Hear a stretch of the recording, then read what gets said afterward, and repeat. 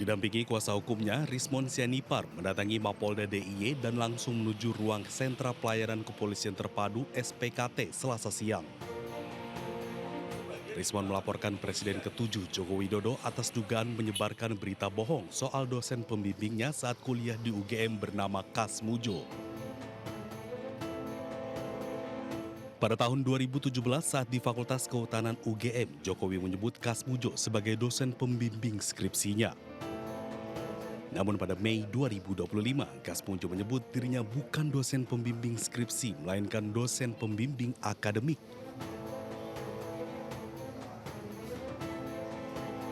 Pernyataan berbeda lagi diungkapkan Kas Mujo saat ditemui Rismon di rumahnya di Pogung, Sleman yang menyebut dirinya bukan pembimbing akademik karena masih asisten dosen. Dan ingat pada saat itu konteksnya adalah Jokowi masih seorang presiden tahun 2017. Harusnya sebagai presiden yang merupakan tiang moralitas bangsa itu tidak boleh menyebarkan berita bohong, harus jujur, begitu loh. Rismon menyebut Jokowi dilaporkan dengan tuduhan pasal 45A ayat 1 Undang-Undang ITE serta pasal 378 KUHP tentang penipuan. Rismon meminta laporannya ditindaklanjuti dan polisi harus memeriksa Jokowi sebagai terlapor. Dari Sleman, Yogyakarta, Heru Trijoko, iNews melaporkan.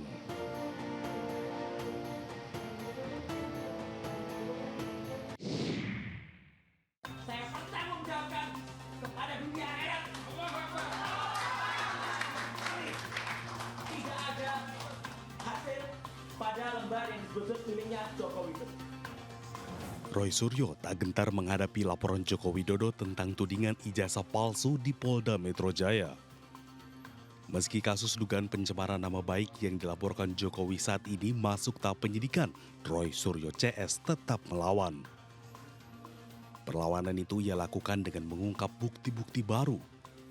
Roy mengklaim bahwa bukti ijazah asli dari alumni UGM dengan tahun kelulusan yang sama dengan Jokowi.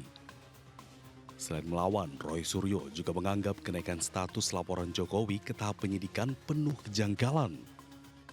Sangat janggal sekali kalau kemudian ada kenaikan status. Itu yang pertama. Yang kedua soal kenaikan status adalah, kalaupun dipaksakan atau nekat dinaikkan, maka nanti pada yang harus diperiksa pertama adalah pelapor. Joko Widodo harus datang duluan. Roy Suryo CS bersama dengan TPUA juga telah menyerahkan 3 bukti baru ke Bareskrim Polri terkait dugaan ijazah palsu Joko Widodo. Dari Jakarta, Tim Liputan iNews melaporkan.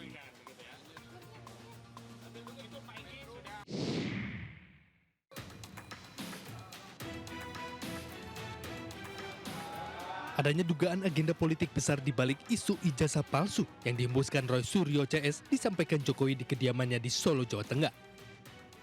Sementara itu terkait perkembangan kasus ijazah palsu yang naik penyidikan, Jokowi menyerahkan pada proses hukum di Polda Metro Jaya.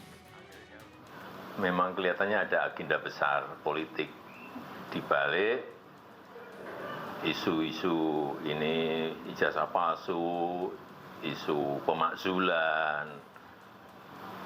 Ini perasaan politik saya mengatakan ada agenda besar politik. Selain itu, Presiden ke-7 RI Joko Widodo enggan untuk menunjukkan ijazah asli miliknya di luar persidangan.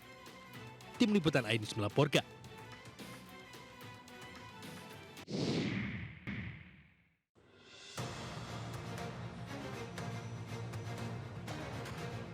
Lisa Mariana, selebgram yang sempat berseteru dengan Ridwan Kamil mendatangi gedung Direktorat Reserse Cyber Polda Jawa Barat.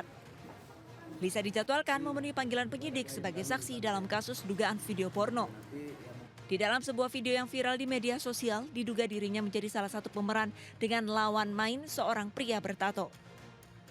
Sebelum masuk gedung, Lisa sempat menyampaikan kesiapannya memenuhi panggilan dari pihak penyidik. Persiapannya gimana Kak untuk persiapannya ya siap dong, harus siap. Sebelumnya, Lisa Mariana mangkir dari panggilan pertama Polda Jawa Barat yang dijadwalkan pada Jumat 11 Juli 2025 kemarin. Dari Kabupaten Bandung, Jawa Barat, Iwan Pangestu, iNews melaporkan.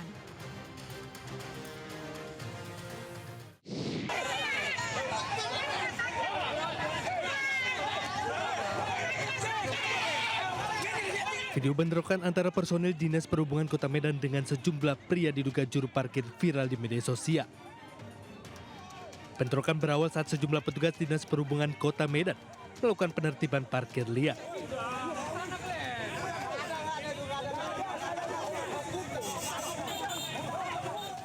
Saat akan ditertibkan, kendaraan yang diduga menyalahi aturan sejumlah pria diduga juru parkir berusaha menghadang petugas. Saling dorong sempat terjadi hingga akhirnya 2 personel Dishub yang melakukan penertiban dianiaya oknum jukir. Aksi pemukulan tersebut, salah seorang personel Dishub harus dirawat di Rumah Sakit Umum USU. Melakukan pengembosan, kita dihalangi sama sejumlah petugas jukir. Kita dihalang lagi sampai kita diginiin, didorong-dorong, baru ada teman saya yang kena pukul, Erik Ginting, dan sekarang diopname. Kasus pemukulan personil di Sub Kota Medan tersebut kini sudah dilaporkan ke Polsek Medan Timur. Dari Medan, Sumatera Utara, Aminur Rasid, iNews melaporkan.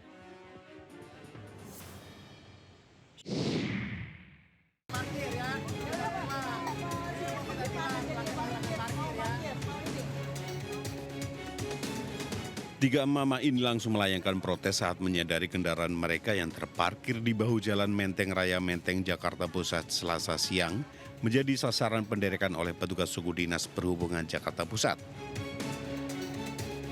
Ketiganya berusaha mempertahankan kendaraan agar tidak diderek paksa. Akibatnya sempat terjadi aksi adu mulut dengan petugas. Mereka mengaku tertipu dengan arahan juru parkir liar yang menjamin legalitas bahu jalan tersebut boleh digunakan untuk parkir. Tak ingin kendaraannya diderek paksa, ketiga emak-emak dan pemilik kendaraan lainnya memilih membayar sanksi denda di tempat sebesar Rp500.000.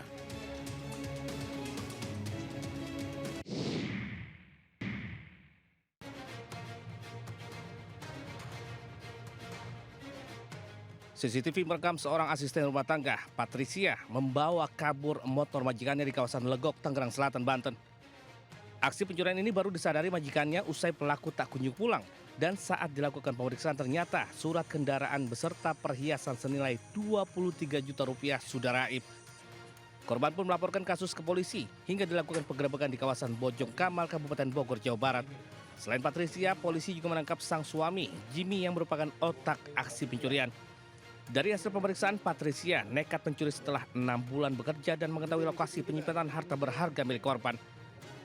Dan atas perintah Jimmy, Patricia nekat membawa kabur motor, perhiasan dan ponsel korban lengkap dengan sertifikat perhiasan dan juga surat-surat kendaraan. Seluruh barang hasil curian juga segera dijual ke pedadah di mana uang hasil kejahatan digunakan untuk biaya sekolah sang anak. Atas perbuatannya pelaku dijerat dengan pasal 363 KUHP dengan ancaman pidana 9 tahun penjara. Dari Jakarta, Helmi Sanjangbati, iNews melaporkan.